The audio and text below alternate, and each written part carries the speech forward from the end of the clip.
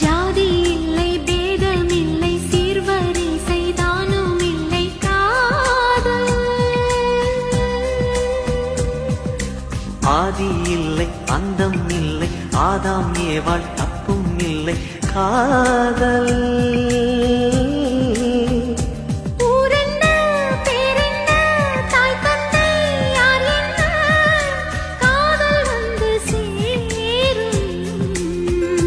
நீ இன்றி நான் இல்லை